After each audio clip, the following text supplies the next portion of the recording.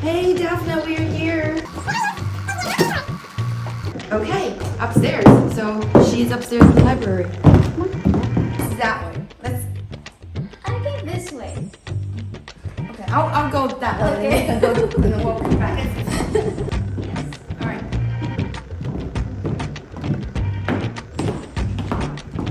I'm excited.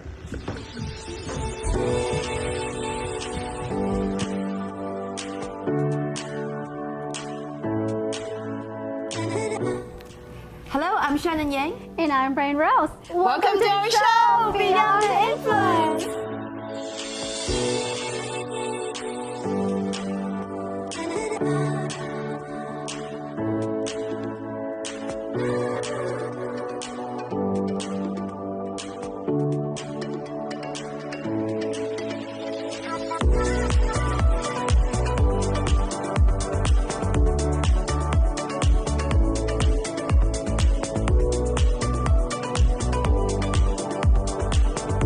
Daphne, How are you? I'm good. I haven't seen you for so long. I know. It's so nice to see you guys, especially coming here.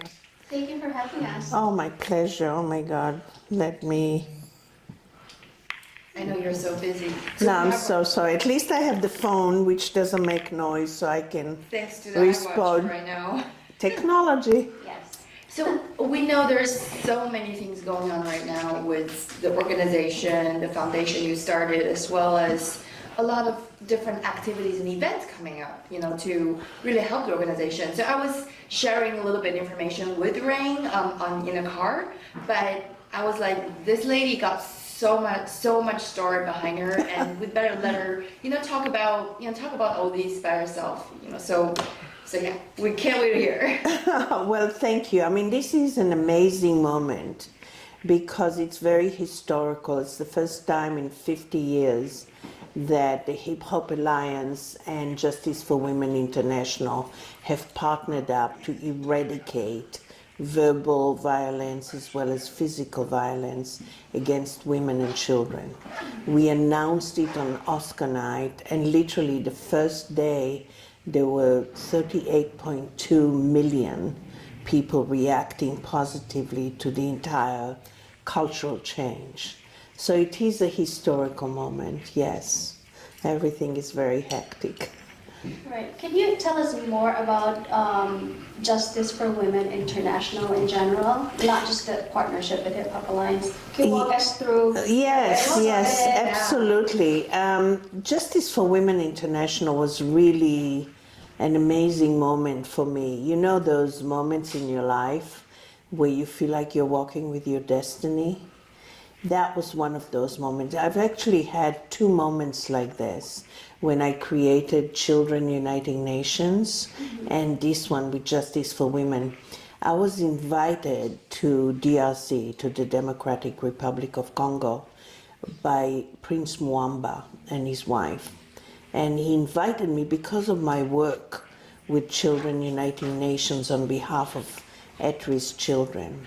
And he said, you've been working on sex trafficking for a long time. I've been putting together conferences in the Congress to kind of educate, but also bring awareness as to what it means, sex trafficking. What does it mean in real life? Mm-hmm.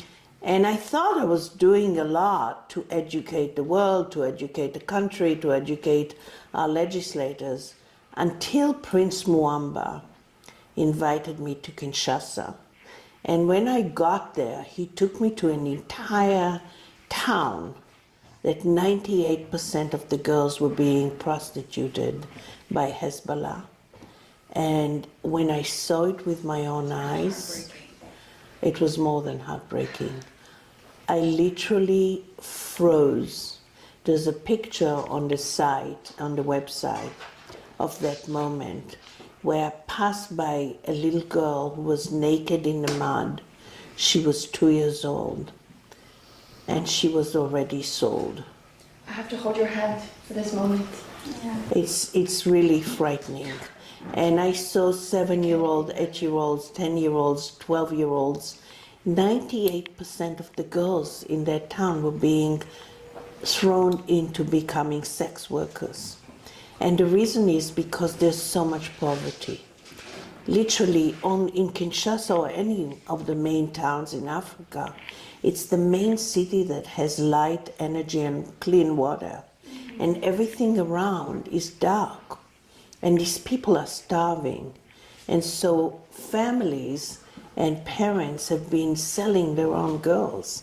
And girls have been selling themselves because they can buy a cup of rice for 50 cents and feed themselves a little bit and their family. So are you saying that is kind of expected and is normal in that place? I don't know what the word normal or expected is when it's relatable to such human damage.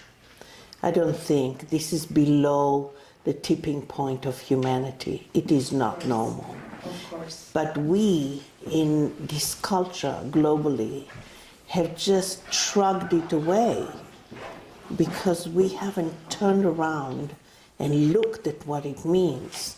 And that's the foundation of Justice for Women International. Because I said to myself, we can no longer turn our back because every one of these little girls is my sister. It could be my daughter. And that is something that is unacceptable. It can never be normalized.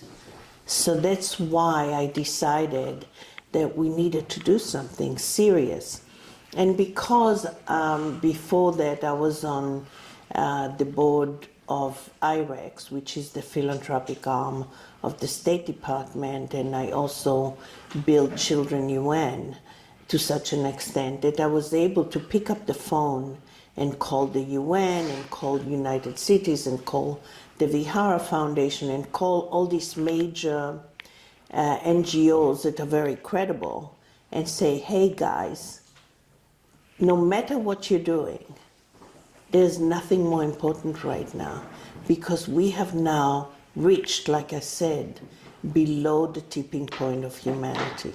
Imagine a world where every customer interaction becomes an opportunity to shine, where your business effortlessly outperforms competitors.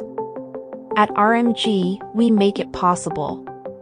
Our virtual assistant and contact center services empower your business not just for today, but throughout your transformation journey. Experience the RMG advantage today. Because we have now reached, like I said, below the tipping point of humanity. There's two reasons why we've reached below the tipping point. One is when villages go to war against each other because of the lack of clean water, because they're thirsty. The second one is when they're selling their own girls to eat a cup of rice. That is, the world has never been in this place. And I just couldn't let it continue. Because now that my eyes have been opened by Prince Mwamba, and I've seen it with my own eyes, how could I sleep at night if I didn't do something? And so I was amazed because all these major entities have joined us, and we have 17 divisions of the UN, the Vihara Foundation, the Tomorrow Foundation, which includes JA that are nominated for a Nobel Prize right now, and so many other. Innovation Africa joined us, and lo and behold, very quickly, we were able, with our partner Innovation Africa, to put water towers powered by solar power in 880 villages, remote villages. And this is part of the Every Girls. No, Every Girl City this is the first step towards Every Girl City. I see. The first, we have to bring water and power. We need hospitals, we need schools, we need water, we need power. People need to survive. Foundation. And because with water and power, you can build agriculture. And agriculture means you create your own food. So if we can turn girls from being sex workers to farmers, then we've achieved a lot because we've given them life. And it started from that location in Africa. But then when is the time you decided to make it international, bring it into the United States and make it? Almost immediately, because almost immediately Israel, which is being, I feel I'm so blessed that Israel jumped in through Innovation Africa, because they have decided to pay for all these water towers. And even now, for every water tower powered by solar power that we put up, which is $65,000, Israel puts up 2. So all of a sudden, we have a chance of turning Africa on the back of girls being turned from sex workers to farmers. We are able to see a potential emerging economy, but an emerging agricultural economy. And that not only saves the girls, but the problem is much bigger than that, because we are now reaching almost 8 billion people. In fact, it's not almost. The 8th billion child was just born. And so we are 8 billion people in the world, but we only have resources for 4 billion. So that means that 4 billion people are not going to have food and resources. So it's a global problem. And in fact, I was talking to the Crown Prince from Thailand, who told me that in Thailand, there's a city that he needs help with immediately, that the only work these girls, 11, 10, whatever, can get is as sex workers. This is happening all over the world. And now, even here, we are the #1 sex trafficking city in the world. This is the #1 country. And this is America, for crying out loud. The land of miracles and dreams. No. And it's the height of racism. Because if you really look at who is trafficked, it's mostly colored girls. So it's modern day slavery on the back of very young girls. Now let me tell you what this does eventually.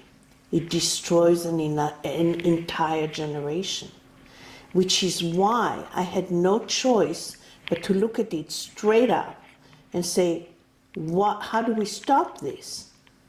And in order to come to that understanding, I had to really acknowledge to myself that the demand is all men. So how do I reach these men? How do I influence millions of men to stop this? That's why I reached out to the Hip Hop Alliance, because they have over 2 billion followers across the world. So when I explained it to them, to Big A and to all of them, Molly Mall and all of them, they said, wait a minute, you're right. We can't do this. We need to be a part of a cultural change. And the beautiful thing was, when we made the joint announcement on Oscar night, 400 people stood up and applauded. I got chills because I knew that we were walking with our destiny. Yeah, amazing. Very inspiring with the work that you're doing here, Daphne. Thank you so Really much. inspired. And you also mentioned, we were talking about the Every Girl City. Is that like a smart city? That's the next step. See, before I went to Kinshasa, I was involved in supporting Every Girl City, which was in the research stage. So for the past 10 years, since 2012, we all realized that the world can't continue the way it is, that we need to build the world from the ground up. Because this trickle-down politics, and even now, look how many homeless we have right here. Look at all the people, because of the inflation, that can't afford to take their children to daycare. Look at the price of bread. So 10 years ago, we decided to start thinking, what would make it work better? And what would make it work better is building from the ground up. What we are overlooking with governments is that governments cannot survive without human capital. And we are the human capital. So the idea of building a city from the ground up and taking the most vulnerable population and giving them skills by involving all these organizations that can come there and do the educational part, the trauma therapies, the vocational, the farming, the distribution of water, the medicine, all of that. We call it the wheel. And the wheel thinks about every single thing, including waste management and everything. And we figured if we can create a smart city that takes into consideration every element, and we give it to the most vulnerable population successfully, it'll be used as a model for the entire world. And indeed it is. We're being approached by almost every country now. And these were all Nobel Prize laureates and the biggest experts in the world that jumped in and created United Cities, which was a part of the UN. And then 17 divisions of the UN joined us. And now with that information and everything we're doing right now with Innovation Africa as a start, we can build the first smart city. And we're calling it Every Girl City. So I decided take a few people with me and go and visit. First we went into the church. And then I said to Pastor Kenny, I want to see where the kids are. I want to see what's happening here. And he took me upstairs. Never before in my life had I seen anything like it. And I remember walking up the stairs and into this hallway where there were little tiny cubicles, and in each cubicle there were cots, 3 cots, and they were covered by sheets. And as I walked in and kind of pulled the sheets apart, and I saw these children on one cot sleeping like this, my heart stopped. Hey, Miss Coach. Hello? Hey KB, welcome back to Rare B. Thanks. Let me go get your esthetician for you. Appreciate it. Thank you. Hey. Hey, sorry for being late. Oh no, you're okay. Here is your robe and your slippers.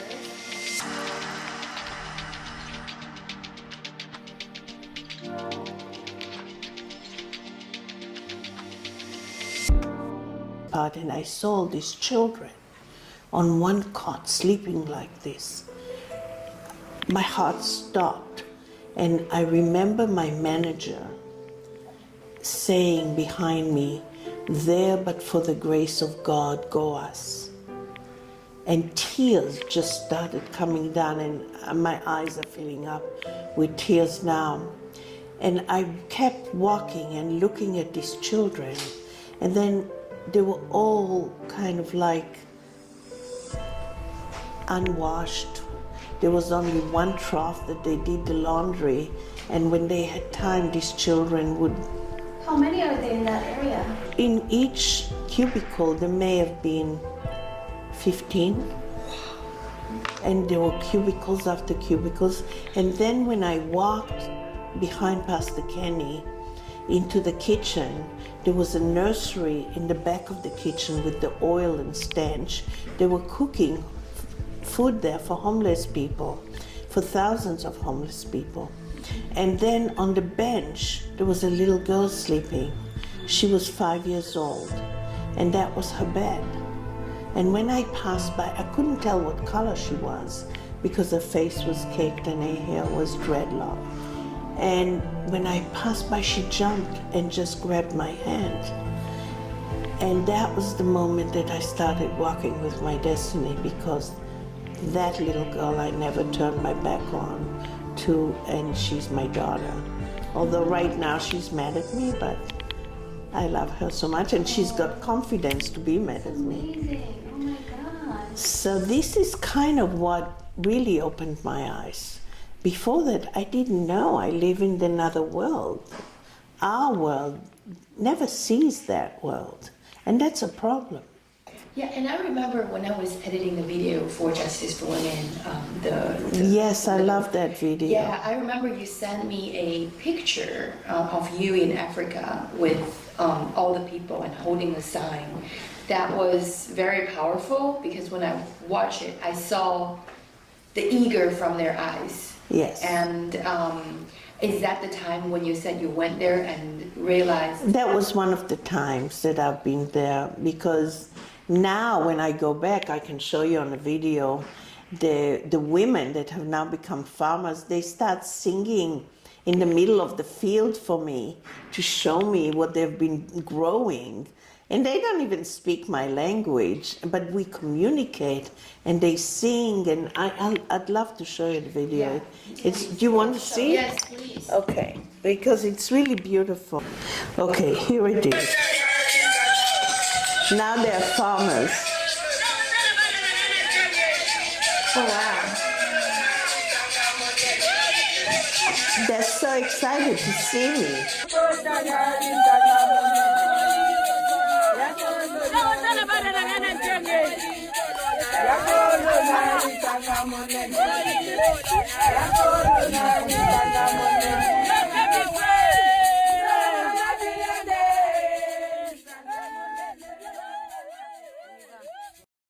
My name is Aaron Gomez.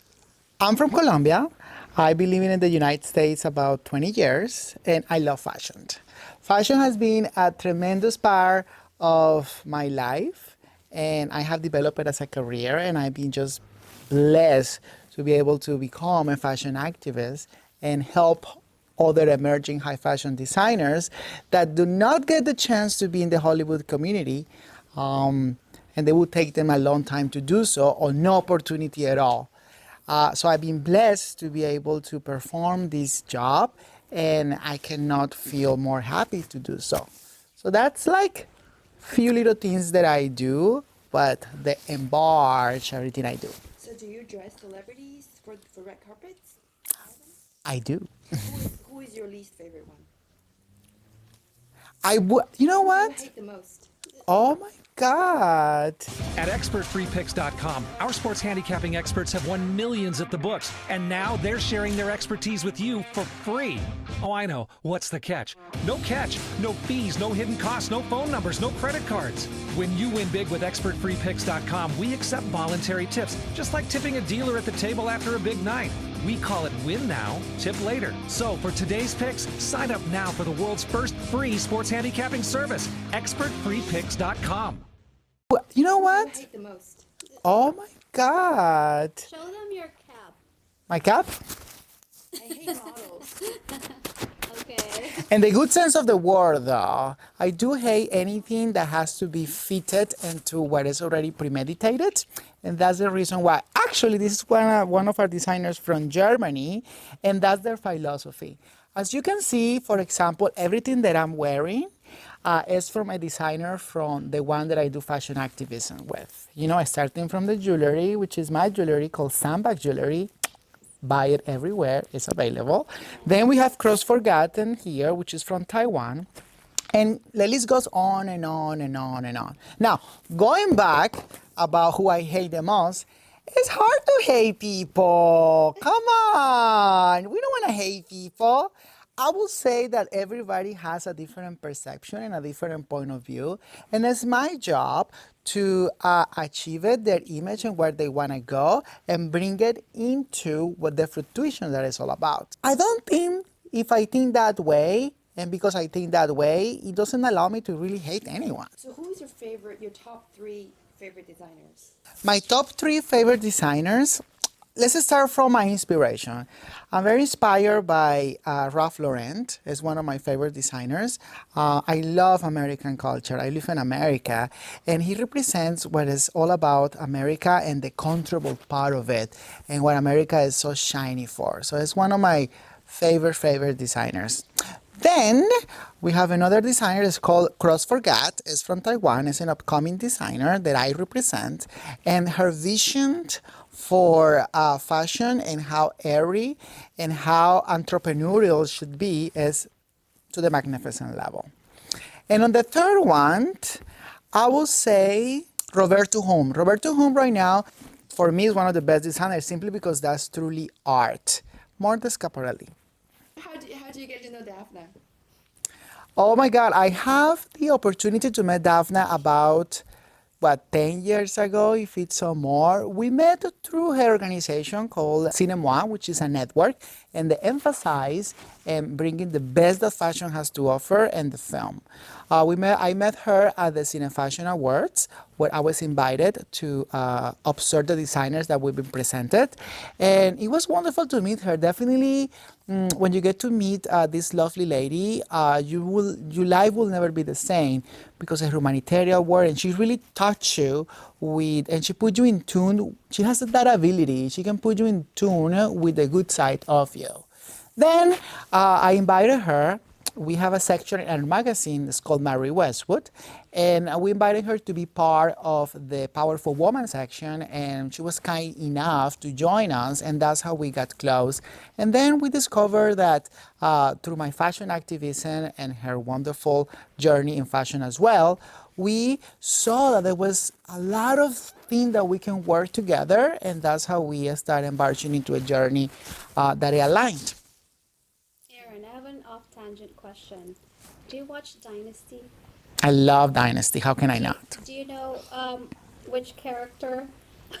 Who is that Colombian character? The Colombian character, refresh my memory. Oh, you're talking about the new Dynasty, not the original one. The new Dynasty. Then okay. To be honest with you, I watched like few episodes. I gotta say, it was very refreshing to have a gay character so openly like that. And I do find that character, I forgot his name, but he brings a lot of the sassiness and the whole thing together. So I was. Remind me of him. Oh, I did. Well, I do take that as a high compliment because he's very handsome. And very fashionista.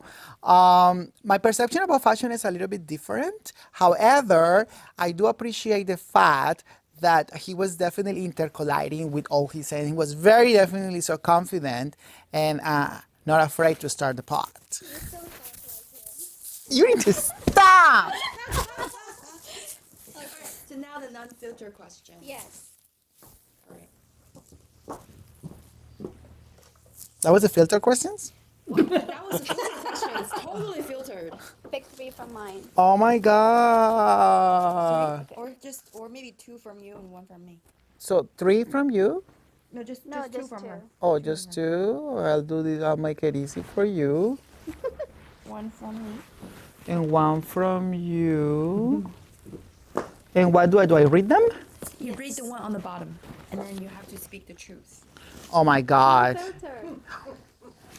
This is so scary, but I will. Alcohol. Well, an act of, We don't have an alcohol, act of so- bravery. Let's put it that way. All right, so let's read the question. What swear word or phrase are you caught saying in the most? Oh, easy.